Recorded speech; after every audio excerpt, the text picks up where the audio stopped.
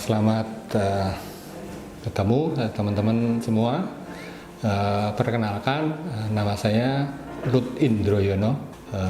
Saya alumni UGM di Fakultas Ilmu Sosial dan Ilmu Politik. Gitu. Saya adalah peneliti di Pusat Studi Ekonomi Kerakyatan UGM sejak lembaga ini berdiri gitu, tahun 2002. Waktu itu nama pusat studi ini adalah Pusat Studi Ekonomi Pancasila yang dibidani atau dilahirkan oleh almarhum Profesor Mubianto.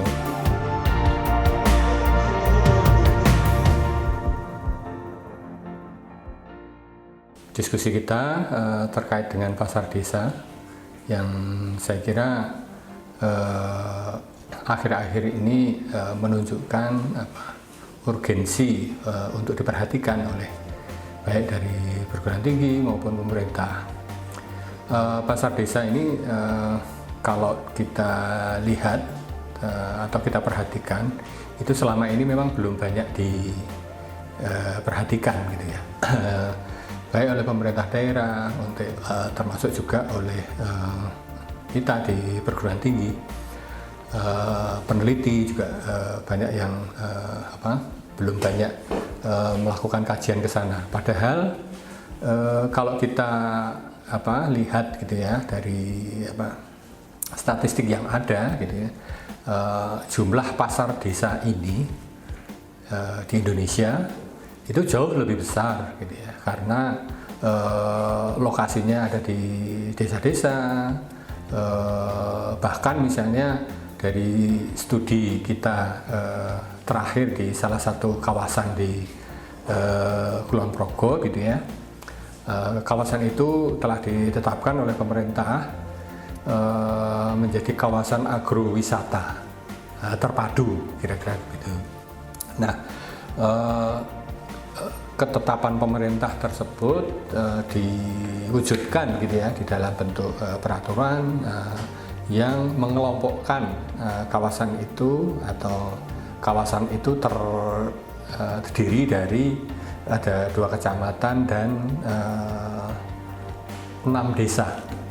Nah, berapa jumlah pasar yang ada di situ? Ternyata di kawasan itu ada 2 pasar yang dikelola oleh kabupaten. Tentu kalau pasar yang dikelola oleh pemerintah kabupaten, jumlah pedagangnya relatif besar ya, banyak, mungkin di atas ya 300 atau 400 pedagang. Nah, tetapi yang menarik adalah di 6 desa tadi ada 12 pasar desa gitu ya, yang tersebar di masing-masing desa tadi gitu. Jadi satu desa ada yang punya 2 pasar, sehingga kalau kita misalnya berjalan-jalan di wilayah itu suatu kesempatan, kalau tidak ketemu pasar di desa A gitu, kita bisa berkunjung ke desa B.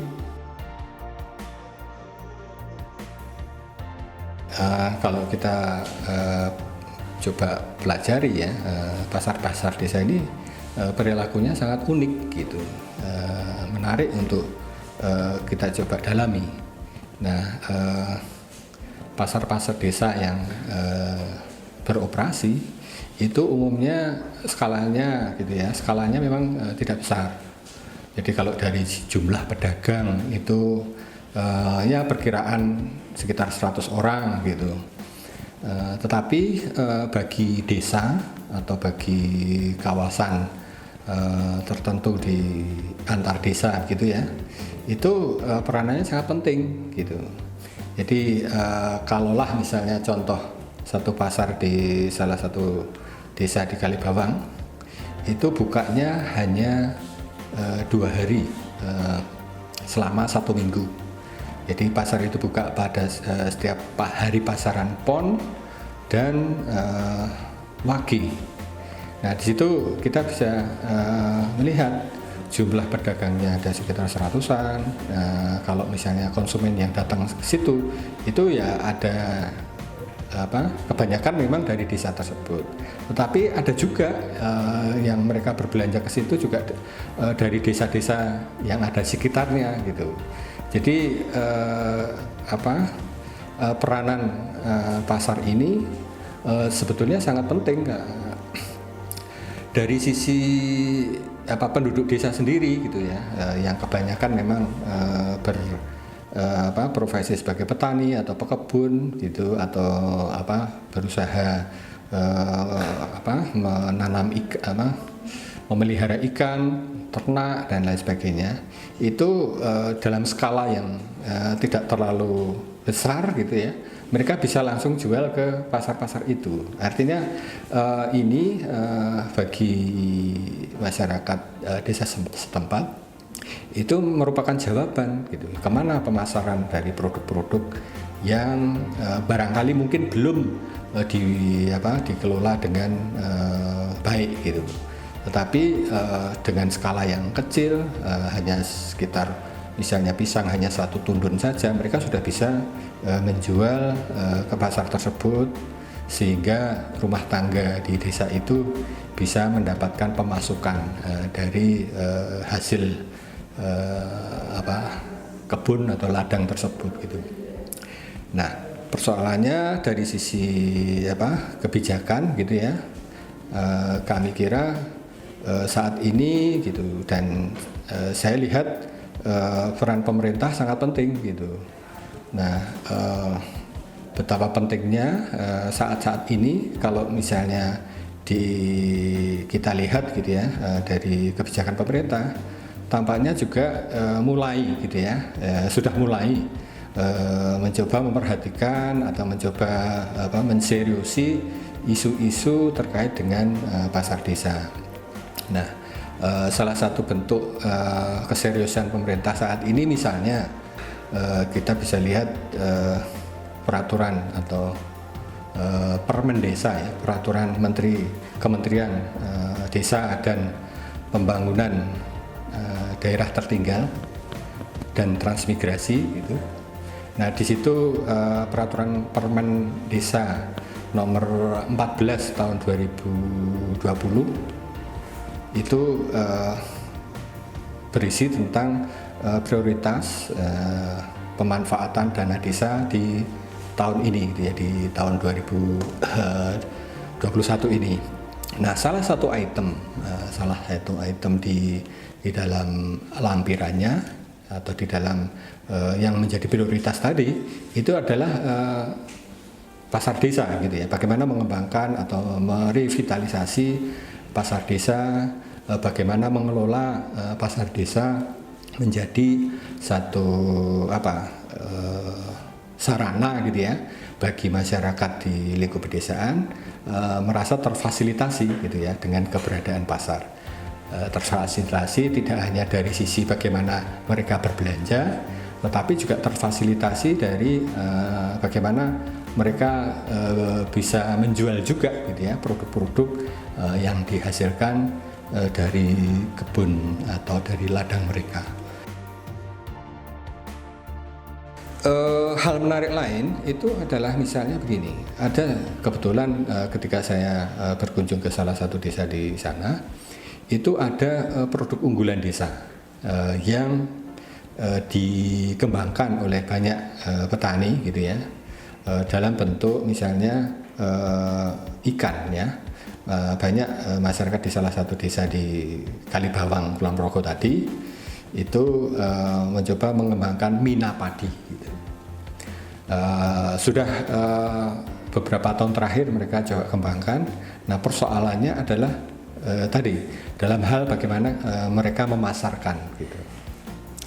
Nah, menjawab permasalahan yang ada di sana tadi, misalnya kebutuhan gitu ya, kebutuhan untuk pemasaran produk-produk unggulan desa tadi, pasar desa bisa menjawab itu gitu.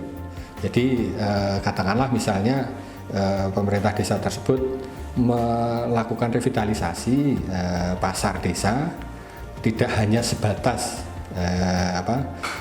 sarana fisik saja ya, tetapi juga bagaimana sarana fisik itu bisa menjawab gitu ya, menjawab tantangan kebutuhan pemasaran bagi produk-produk yang ada di desa tersebut. Bagaimana misalnya tadi ya di dalam kasus yang saya sampaikan adalah kebutuhan untuk mendisplay hasil ikan tadi dari hasil mina padi tadi. Di satu pihak pemerintah desa bisa memfasilitasi kebutuhan pemasaran bagi petani mina padi tadi. Di lain pihak pemerintah juga bisa mendapatkan pendapatan asli desa melalui iuran atau retribusi yang dibebankan gitu ya, pada para pedagang di pasar tersebut. Nah, sampai saat ini itu ketika kami gitu ya, ketika tim kami itu berkunjung ke sana belum ada jawaban. Artinya belum ada alternatif pemikiran gitu ya, baik di bapak-bapak atau di teman-teman pemerintah desa gitu ya, pamong desa atau pamong kelurahan yang kalau di DIY sekarang desa disebut sebagai kelurahan, pamong kelurahan. Kami sempat diskusi ngobrol gitu ya dengan salah satu anggota badan perwakilan kelurahan di sana yang kebetulan adalah ketua kelompok dari mina padi tadi. Tampaknya diskusi soal bagaimana merevitalisasi pasar desa dengan menggunakan cara memfasilitasi pemasaran bagi produk-produk unggulan desa itu sangat menarik gitu ya, sangat menjawab gitu ya, bisa menjawab permasalahan yang ada di desa tersebut gitu.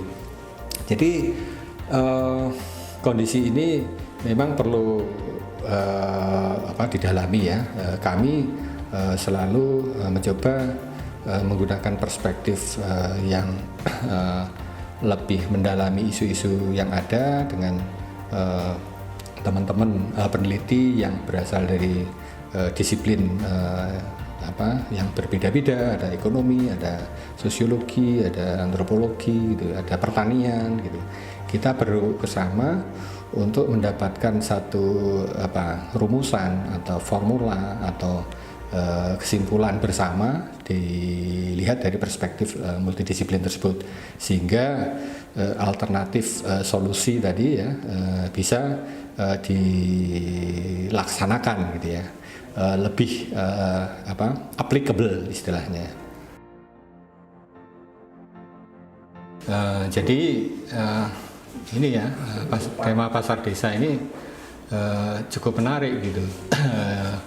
Akhir-akhir ini misalnya beberapa upaya ya yang sudah kita coba lakukan untuk tadi membantu pemerintah desa gitu ya, masyarakat desa untuk mencoba meningkatkan perekonomian melalui aktivitas pasar desa ini, sudah kita coba mulai gitu ya dengan digitalisasi pasar gitu. Jadi pemanfaatan teknologi informasi untuk pedagang maupun pelanggan itu berinteraksi secara online. Nah, dalam konteks yang masih itu kita coba pikirkan, misalnya pasar-pasar yang tadi beroperasinya itu tidak setiap hari.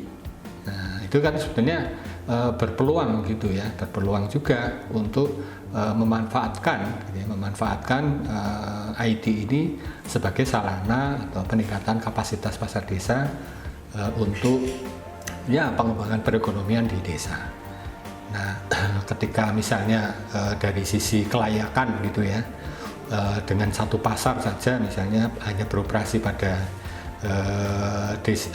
seminggu hanya 2 kali misalnya, kita bisa melalui pemanfaatan IT kita bisa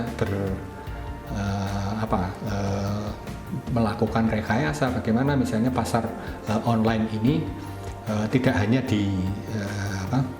untuk memfasilitasi satu pasar, tapi bisa 2 pasar atau 3 pasar atau bahkan misalnya 5-10 pasar di satu kawasan tertentu yang tadi saya sampaikan, misalnya di kawasan Kulon Progo itu hampir setiap hari itu ada 2 atau 3 pasar, bahkan 4 gitu ya, yang beroperasinya itu mengandalkan hari pasaran. Jadi setiap hari pasti ada yang buka gitu. Nah, dengan teknologi digital ini permasalahan-permasalahan itu bisa diatasi gitu ya. Cuma nanti kita sedang proses ke arah sana gitu. Bagaimana di dalam mencapai SDGs gitu ya, setahu saya nomor 8 gitu ya, nomor 8 itu pertumbuhan ekonomi yang merata gitu. Jadi melalui inisiasi upaya pengembangan kapasitas pasar desa ini, insya Allah target pencapaian SDGs nomor 8 tadi tidak terlalu sulit bisa dicapai gitu. Oke teman-teman, sekian dulu perbincangan kita kali ini dengan tema yang sangat menarik dan sangat strategis bagi kemajuan bangsa Indonesia ini, yaitu pasar desa. Sampai jumpa di kesempatan yang lain dengan topik-topik tentu yang lebih mendalam dan menarik lagi. Terima kasih, sampai jumpa.